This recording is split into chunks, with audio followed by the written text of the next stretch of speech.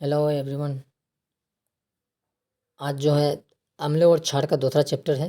कल जो पहला चैप्टर हुआ था पहला लेसन में हम 20 क्वेश्चन उठाने के प्रयास किए थे और सारा का सारा प्रीवियस क्वेश्चन था। ये आज का भी क्वेश्चन जो है, मेरे पास जितने भी क्वेश्चन होगा प्रीवियस का क्वेश्चन होगा, क्योंकि मेरे पास केवल 7 से 8 साल का प्रीवियस होगा और मैं सारा प्रीवियस क्वेश्चन को आपके सामने में रखने का प्रयास करूँगा, क्योंकि ये सारा क्वेश्चन इंपॉर्टेंट है, पीछे पूछे गया क्वेश्चन है। जितने भी क्वेश्चन हम बनाए हैं वो केवल हम पूछे जाने वाले क्वेश्चन को बनाए हैं।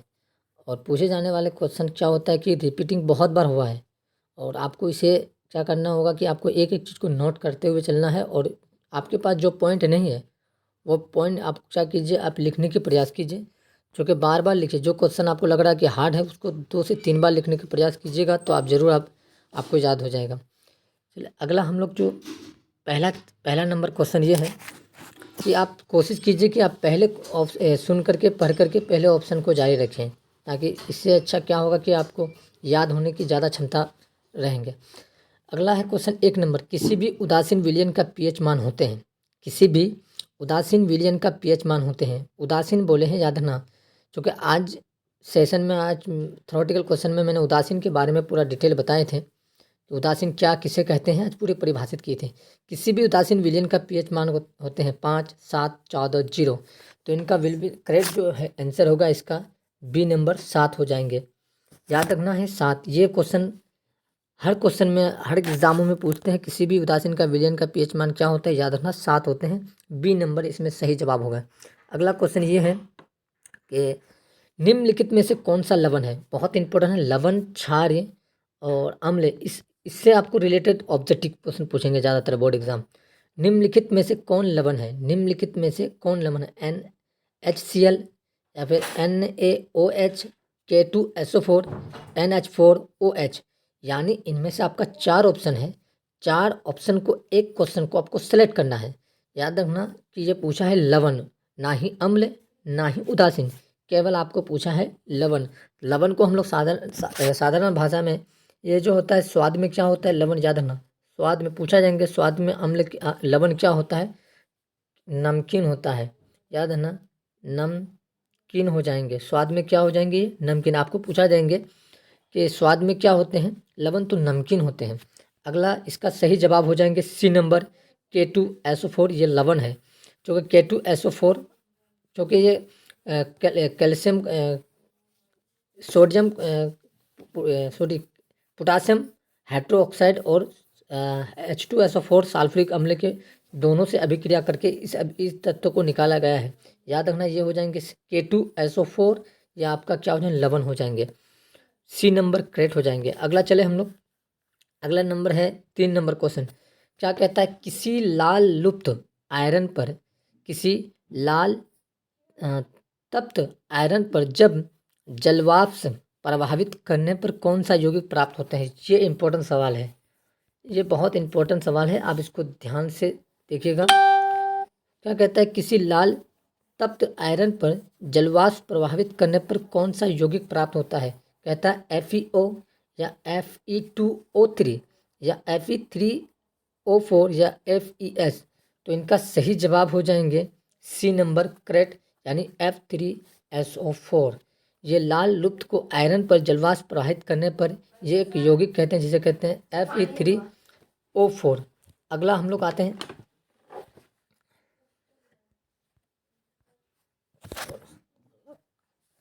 अगला हम लोग चलते हैं 4 नंबर क्वेश्चन में। 4 नंबर क्वेश्चन ये इस क्वेश्चन को अगर हम स्टार मारते हैं, इस क्वेश्चन को ये स्टार मारते हैं, बोलता है हमारे शरीर में पीएच में, याद है ना, हमारे शरीर में पीएच कितने पारस के बीच कार्य करते हैं। यानी आज भी क्लास मैंने ऑफलाइन में पारस के बारे में बताए थे कि हमारे शरीर में जो पीएच कितने पारस के बीच कार्य करते हैं। तो कहता है ए नंबर में है 6.0 से 6.8 में 8 के बीच होता है हमारे शरीर में जो पारस। फिर क्या कहता है, बी नंबर 7.0 से 7.8 या फिर 1.1 से 3.8 या फिर 5.1 से 5.8। तो याद रखना हमारे शरीर में जो होता है पारस, हमारे जो शरीर में जो पारस होता है, याद रखना इनका हो जाएंगे आपका सही हो जाएंगे आपका बी नंबर 7.0 से 7.8, ये भी इम्पोर्टेंट है। 7.0 से 7.8। अगला हम लोग क्वेश्चन चलते हैं, 5 नंबर क्वेश्चन है। ये स्टार मारते हैं इस क्वेश्चन को अगर आप इस क्वेश्चन को देख रहे हैं तो इस क्वेश्चन को आप नोट करिए और लिखने की प्रयास कीजिए।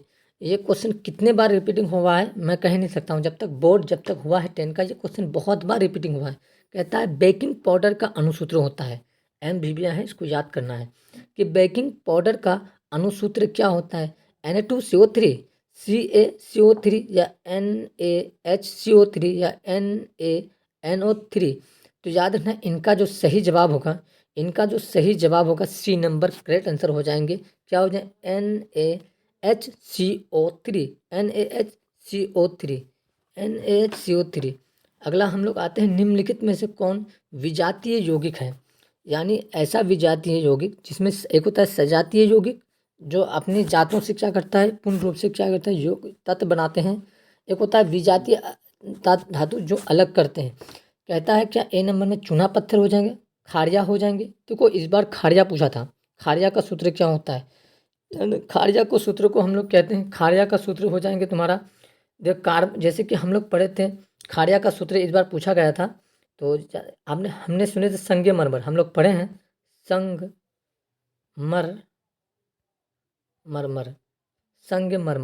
संगमरमर का सूत्र क्या होता है, CaCO3 होते हैं। इसी संगमरमर को खारिया के नाम से जाना जाता है। चूना पत्थर CaO को हम लोग क्या कहते हैं, चूना पत्थर कहते हैं, याद रखना। अगला क्या कहते हैं, तो खारिया देखना क्या कहते हैं, प्लास्ट ऑफ पेरिस या फिर संगमरमर, खारिया या चूना पत्थर। याद रखना हम लोग जो विजातीय यौगिक कहते हैं ये है प्लास्ट ऑफ पेरिस। विजातीय आपका क्या हो जाएंगे, प्लास्ट ऑफ पेरिस। याद रखना प्लास्ट ऑफ पेरिस डी नंबर सही जवाब हो जाएंगे। इसे विजातीय यौगिक भी कहते हैं, प्लास्ट ऑफ पेरिस को। अगला क्वेश्चन चले कि निम्नलिखित में से सहित कौन सा मान क्षारक विलयन का मान देता है। यानी ये कौन सा सहित या कौन सा चीज है, कौन सा रंजक है जो जिसका मान क्षारक विलयन का मान देता है। 2, 7, 6, 13। तो इसमें पूछा है क्षार्य। हम लोग पढ़े थे पीएच स्केल। हमारे पास जो पीएच स्केल होता है, देखना जो 7 से, ये तो 7 हमारा उदासीन है, अगर 7 से कम हो जाए, क्या हो जाए, 7 से कम होगा जिसका मान, वो अम्लता कहला जाएंगे। और जिसका 7 से अधिक हो जाएंगे, याद रखना क्या हो जाएंगे, अधिक हो जाएंगे, तो हमें उसे कहते हैं क्षार। अब देखो इसमें 2 तो तुम्हारा अम्ल में चले जाएंगे, 7 जो है उदासीन चले आएंगे, लेकिन क्या कहते हैं 6 तुम्हारा अम्ल हो जाएंगे और हमें पूछा है क्षार्य। तो इनका सही जवाब हो जाएंगे डी 13 क्या हो जाएंगे, क्षार्य विलयन मान देता है। अगला हम लोग चलते हैं 8 नंबर क्वेश्चन में। निम्नलिखित में अम्लों में से कौन सा परबलीय अम्ल है। देखो हमारे पास जो अम्ल की जो प्रकार होते हैं, अम्ल की 2 प्रकार के होते हैं। एक होता है हमारे पास प्रबल अम्ल, एक होता है दुर्बल अम्ल। कहता है निम्नलिखित अम्लों में से कौन सा प्रबल यानी स्ट्रॉन्ग अम्ल, क्या कहता है, लैक्टिक अम्ल या एक्सकार्बिक अम्ल, सल्फ्यूरिक अम्ल या फॉर्मिक अम्ल। देखो लैक्टिक अम्ल जो दूध में जो होता है लैक्टिक अम्ल पाया जाता है। एक्सकार्बिक अम्ल किसमें पाया जाता है, टमाटरों में पाया जाता है। फॉर्मिक अम्ल यानी बिच्छू या चूटी के डंग मारने से क्या पाया, फॉर्मिक अम्ल पाया जाता है। लेकिन याद रखना एक सल्फ्यूरिक अम्ल पाया जाता है जिसे हम लोग कहते हैं H2SO4 को हम लोग सल्फ्यूरिक अम्ल के नाम से जाना जाते हैं। और याद रखना इस सल्फ्यूरिक अम्ल को हम लोग विषैला अम्ल में कहा जाता है। और कहा जाएंगे कि बैटरी में कौन सा अम्ल डाला जाता है, तो याद रखना बैटरी में जो अम्ल होता है ये सल्फ्यूरिक अम्ल को ही डाला जाता है। सल्फ्यूरिक अम्ल को विषैला अम्ल फिर कहते हैं। या फिर बैटरी में कौन सा अम्ल डाला जाता है, तो सल्फ्यूरिक अम्ल। और कहा जाएंगे सबसे प्रबल अम्ल के नाम से सल्फ्यूरिक अम्ल को जाना जाता है। और बोलेंगे कि सल्फ्यूरिक अम्ल का रासायनिक सूत्र क्या होता है, तो H2SO4। अगला हम लोग आते हैं 9 नंबर से। निम्नलिखित में से कौन क्षारक नहीं है, आपको बोला जाता है कि क्षारक नहीं होना चाहिए, अम्ल हो तो सही है लेकिन क्षारक नहीं। इनमें हमें अम्ल की तलाश करना है। चलो अम्ल की हम लोग तलाश करने चलते हैं। ए नंबर कहता है KOH NaCl या AlOH3ZNO। याद रखना क्षारक नहीं होना चाहिए, है ना। KOH ये हमारा क्षारक है। क्या कहता है OH3 यहाँ भी OH पाया गया है तो ये भी क्षारक है। ZNO यहाँ भी O पाया गया है तो इसका मतलब ये सारा सारा का सारा क्षारक है। और एक हमारे पास क्षारक नहीं जिसे कहते हैं NaCl। NaCl को हम लोग साधारण नमक के नाम से जाना जाता है जिसे कहते हैं सोडियम क्लोराइड। तो आपको पूछा सोडियम क्लोराइड क्या है? साधारण नमक है। ये हमारा क्या है? लवण है। ये कहा कि क्षारक नहीं होना चाहिए लेकिन इसमें अम्ल है तो ये आपका करेक्ट आंसर हो जाएंगे। और सारा क्वेश्चन आज का MBA है, सारा का सारा क्वेश्चन एग्जाम के बोर्ड में आएंगे। इनमें से फिजिक्स का क्वेश्चन जितने भी हैं अगर अम्ल और क्षार से इसी के बीच से क्वेश्चन आएंगे कल का और आज का। क्या कहता है निम्नलिखित में क्षारकों में कौन सा परवलयिक क्षारक है? आप कहता है कि निम्नलिखित क्षारकों में कौन सा परवलयिक क्षारक है? यानी कहता है क्षारक तो दो प्रकार के होते हैं, परवलयिक और दुर्बलीय, लेकिन उनमें से कहता है स्ट्रॉन्ग क्षारक कौन सा है? तो NH4OH ये भी क्षारक है, NaOH ये भी क्षारक है, MgOH2 ये भी क्षारक है, CuOH2 आपका क्षारक बताना है। तो सबसे हाई पावर क्षारक कौन होता है? तो आपको सही जवाब देना होगा जैसे मैग्नीशियम हाइड्रोक्साइड जो C नंबर है आपका सही जवाब हो जाएंगे। अगला हम लोग चलते हैं। अगला हम लोग क्या कहते हैं? कुछ ऐसे पदार्थ होते हैं जिनकी गंधक अम्ल या क्षारीय माध्यम में बदली जाती है, इन्हें कहते हैं। देखो क्वेश्चन को समझने के लायक है। कहता है कुछ ऐसे पदार्थ होते हैं जिनकी गंधक अम्ल और क्षारक के माध्यम में बदली जाती है, इन्हें क्या कहते हैं? इन सूचक को इन्हें क्या कहते हैं? रंगीय सूचक कहते हैं, गंधीय सूचक कहते हैं, उदासीन या इनमें से कोई नहीं। याद है ना कुछ क्या बोला है? गंधीय अम्ल या क्षारीय माध्यम में बदला जाता है। दोनों माध्यम में वो कौन सा हो जाए? गंधीय सूचक या उदासीन या इनमें से कोई नहीं। तो याद रखना गंधीय सूचक आपको याद रखना है वो कौन है? B नंबर गंधीय सूचक। अगला हम लोग चलते हैं। क्या कहता है? सभी धातु कार्बोनेट एवं हाइड्रोजन कार्बोनेट अम्ल के साथ अभिक्रिया करके बनाते हैं संगत लवण या कार्बन डाइऑक्साइड जल या इनमें से सभी। तो याद रखना इनका सही जवाब हो जाएंगे इनमें से सभी, इनमें से सभी हो जाएंगे। क्या कहता है कि सभी अम्ल में पाया जाता है, सभी अम्लों में पाया जाता है ऑक्सीजन, हाइड्रोजन, कैल्शियम, नाइट्रोजन। ये तो बड़ा इजिकल है, आप समझ चुके होंगे कि सभी अम्लों में क्या पाया जाता है? ऑक्सीजन पाया जाता है या हाइड्रोजन पाया जाता है? याद रखना सिर्फ केवल हाइड्रोजन पाया जाता है। क्या? हाइड्रोजन। अगला चलते हैं 14 नंबर। हाइड्रोजन युक्त सभी यौगिक होते हैं। हाइड्रोजन युक्त जो होता है सभी यौगिक होते हैं, अम्लीय होते हैं या हाइड्रोजन जितने भी पाया जाता है। हाइड्रोजन किस में पाया जाता है? अम्लों में, क्षारीयों में, दोनों में, इनमें से कोई नहीं। तो याद रखना हाइड्रोजन, देखो हाइड्रोजन जो पाया जाता है दोनों में। चूँकि देखना केवल देखना अगर पूछा जाएगा हाइड्रोजन चूँकि OH है तो वहाँ भी OH क्या कहते हैं हमें? क्षारीय। H बोले तो अम्ल, यानी इनमें जो अम्ल जो हो जाएंगे दोनों में हो जाएंगे, दोनों अम्ल और क्षार क्या हो जाएंगे? अम्ल और क्षार हो जाएंगे दोनों में। करेक्ट आंसर हो जाएंगे C। अगला हम लोग आते हैं कि जल में घुलनशील क्षारकों के बारे में क्या सत्य है? जल में घुलनशील क्षारकों के बारे में क्या सत्य है? इनमें से क्षारक कहते हैं, स्वाद में कड़वा होते हैं या प्रकृति सांसारिक होते हैं या इनमें से सभी। यानी जल में घुलनशील क्षारकों के बारे में क्या कहते हैं? ये स्वाद में क्या होते हैं? क्षारक कड़वा होते हैं। इनका सही जवाब हो जाएंगे B नंबर। इस क्वेश्चन को थोड़ा देख लेते हैं हम।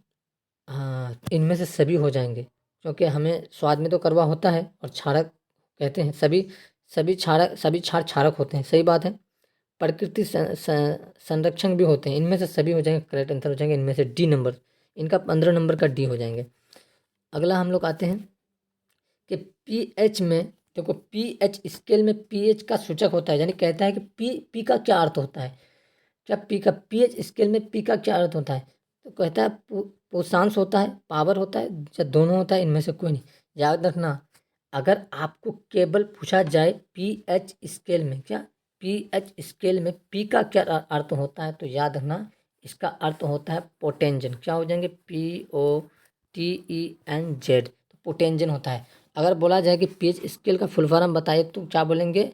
Power of hydrogen. अगर सिर्फ P का अर्थ पूछे तो हम लोग क्या पोटेंजन बोलेंगे। क्या बोलेंगे? पोटेंजन। एसिटिक अम्ल का प्रकृति स्वरूप निम्नलिखित में से कौन है? एसिटिक अम्ल का प्रकृति स्वरूप निम्नलिखित में से कौन सा है?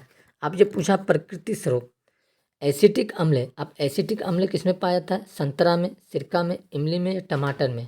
एसिटिक अम्ल किस में पाया जाता है? सिरका में, टमाटर में या फिर इमली में या टमाटर में, याद रखना इसमें तो एसिटिक अम्ल हो जाएंगे वो हमारे सिरका में पाए जाएंगे। किसमें? एसिटिक अम्ल किसमें पाया जाता है? सिरका में। और सिरका याद रखना, सिरका किसको बोलते हैं? अचार को बोलते हैं सिरका। एक कहता है सेट्रिक अम्ल। देखो आप पूछा ना सेट्रिक अम्ल का प्रकृति स्रोत क्या है, क्या हो जाएंगे? किसमें पाया जाता है? इमली में, टमाटर में, संतरा, नींबू में या दही में? तो क्या हो जाएंगे? संतरा और नमक। सेट्रिक अम्ल जो पाया जाता है नींबू और संतरा में पाया जाता है। करेक्ट आंसर, सही जवाब सी नंबर। अगला हम लोग आते हैं कि टार्ट्रिक अम्ल, टार्ट्रिक अम्ल इनमें से किसमें पाया जाता है? टमाटर में, इमली में, दही में या फिर आपका हो जाएंगे सिरका में। टार्ट्रिक अम्ल इनका सही जो जवाब हो जाएंगे इमली में। किसमें? इमली में। टार्ट्रिक अम्ल किस में पाए जाएंगे? इमली में, इमली में। याद रखना अगला लास्ट क्वेश्चन है ये हमारा। आप लास्ट क्वेश्चन को देखें।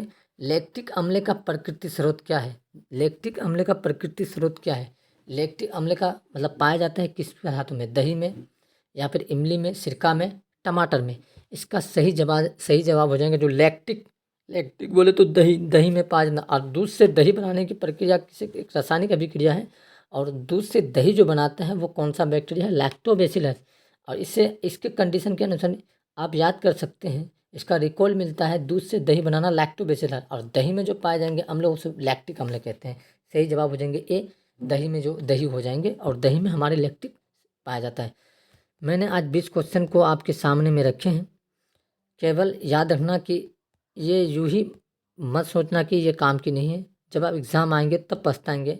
ये सारे क्वेश्चन जब फंसेंगे तो आप एक एक क्वेश्चन को याद रखना। अदर एग्ज़ाम में भी पूछा जाता है ये, जैसे कि रेलवे हो जाता है, नीट का एग्ज़ाम होता है, अदर एग्ज़ामों में ज़्यादातर पूछने की प्रयास करता है। बस आज इतने ही तक रखते हैं, फिर हम लोग आगे बढ़ेंगे। प्रयास करेंगे आपको अच्छी से अच्छी अच्छी से अच्छी क्वेश्चन ला सके जो आपको क्या मज़ा भी आए, पढ़ने में भी अच्छा लगे। बस इतने ही तक रखते हैं। फिर ऑल द बेस्ट। फिर हम लोग कल मिलते हैं, कल के फिर क्लासों में।